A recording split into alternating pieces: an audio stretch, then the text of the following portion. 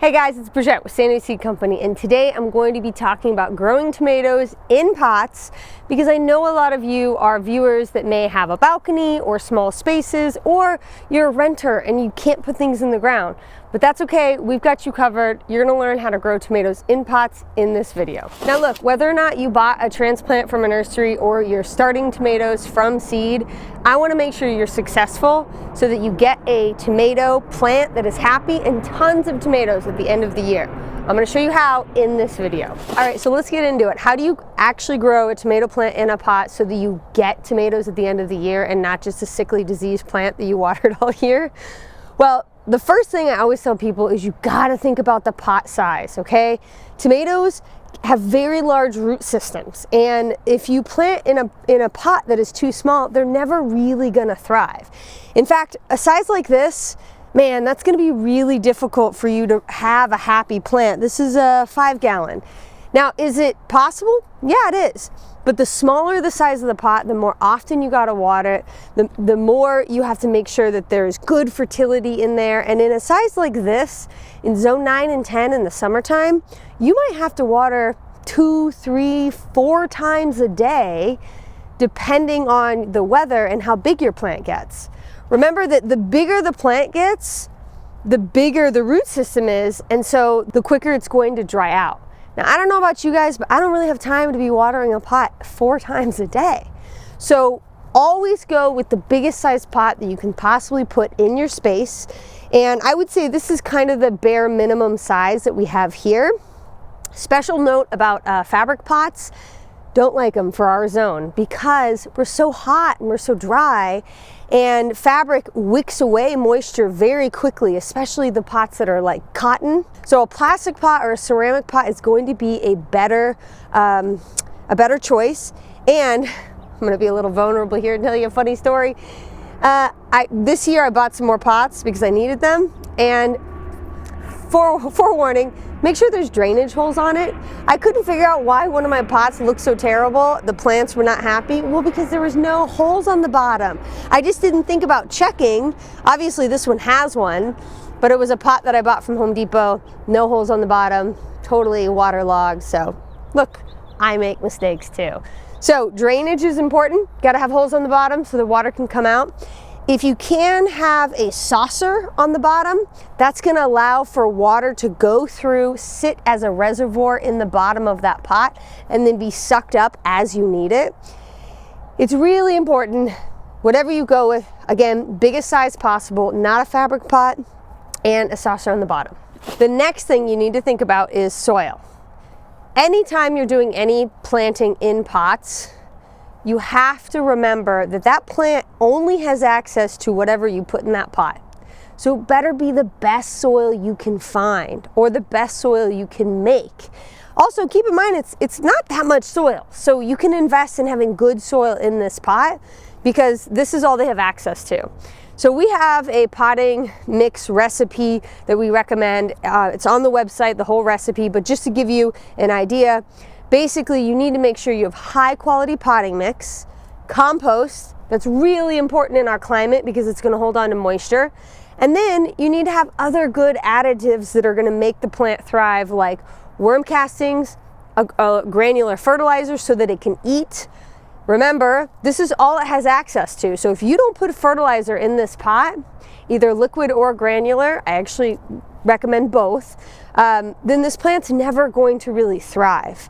So worm castings, granular fertilizer at the time of planting, a liquid fertilizer maybe throughout the year. Compost is really important. And then on top of that, especially if you're gonna go for a smaller size pot, you want mulch on the top of the soil to help reduce evaporation, reduce soil temperatures, especially if your pot is on concrete. It's gonna get really hot. So by putting mulch on the top, it's going to hold in moisture and keep the temperatures a lot lower, and also help you with not having to water so much. Now, let me just show you really quickly how that mulch should be. Look at this, I have mulch right here because my whole garden is mulch. When you're mulching any plant, it is not a good idea that you put mulch like this. You don't want the mulch just strangling the plant, okay? You need to have some airflow, so I always recommend a little donut. So you're gonna put the mulch around the plant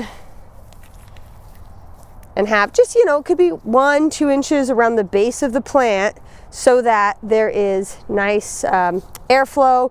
If you get any water on the plant when you're watering, which you really shouldn't, you should not be overhead watering, you should be watering at the base of the plant. But if you accidentally do, it's gonna dry out quicker. If you have the mulch like this, what's gonna happen? Wet, moldy, microbes and everything's gonna be stuck right on the plant, not gonna be super happy. So that's my little pitch about mulch there. Okay, so next consideration is the type of tomato you're gonna do in a pot. Look, I love people who grow in containers, and obviously I do too. I mean, look at all these containers I have here, okay? But when you grow in containers, consider the varieties that you're going to grow and choose ones that are gonna set you up for success. Now, what do I mean by that? When it comes to tomatoes, if I were to try to grow, you know, an indeterminate purple Cherokee tomato in this pot, is it possible? Yes. Is it a lot of work?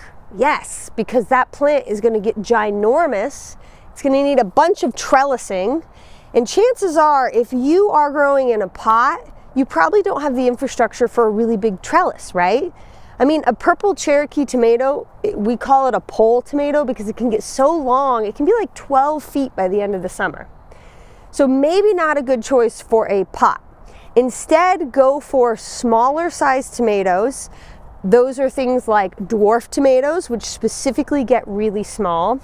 This is Tiny Tim. I mean, the name gives it away. It's a very small tomato plant. It would do great in a pot. Determinate varieties that stay smaller and bushier are really good choices. Things like Thurburn's Terracotta is a really good pot tomato.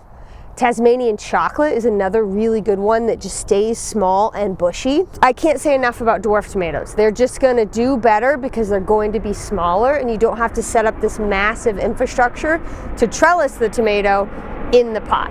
So next, let's talk about pruning. So this is a little bit of a controversial subject. Everybody has some different opinions about it. When it comes to pruning, the most important thing that I tell people is think about your return on investment. Is pruning it going to make the plant happier and worth your time? Well, in the farm setting, a lot of times we don't prune because it's not worth the effort.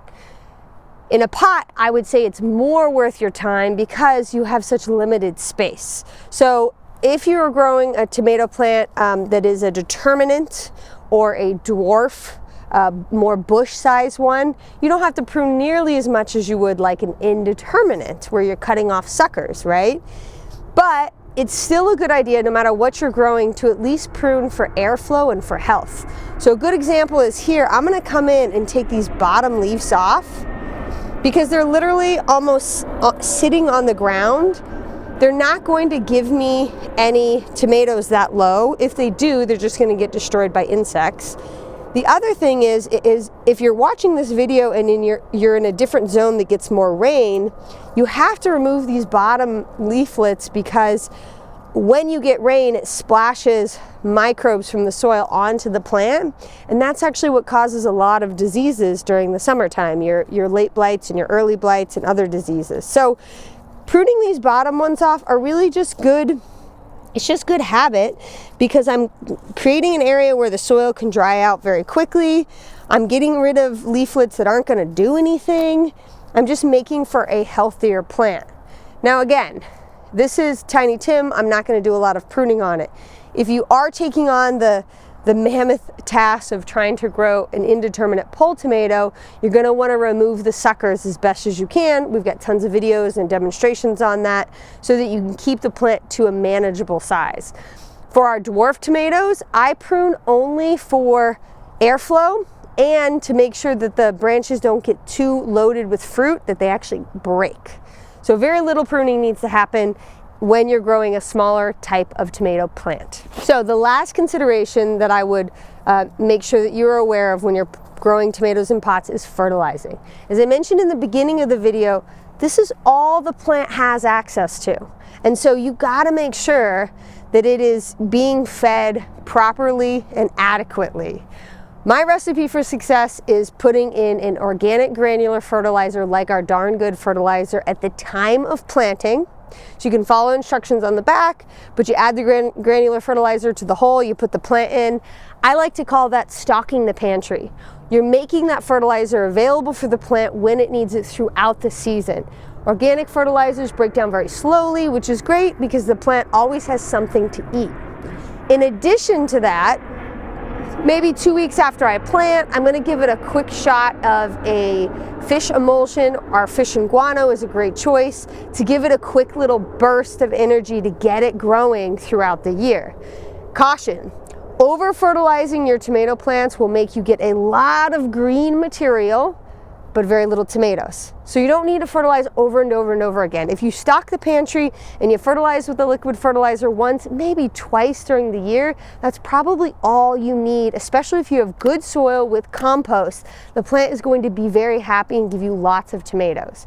When you over fertilize, not only do you get lots of green material, but you actually make your plant more succulent for aphids, whiteflies, and a lot of other diseases. So don't waste your fertilizer or your money and over fertilize. Okay, so if you're a grower in zone 9 and 10, I would love it if you would subscribe to our channel so that we can be a part of your growing journey.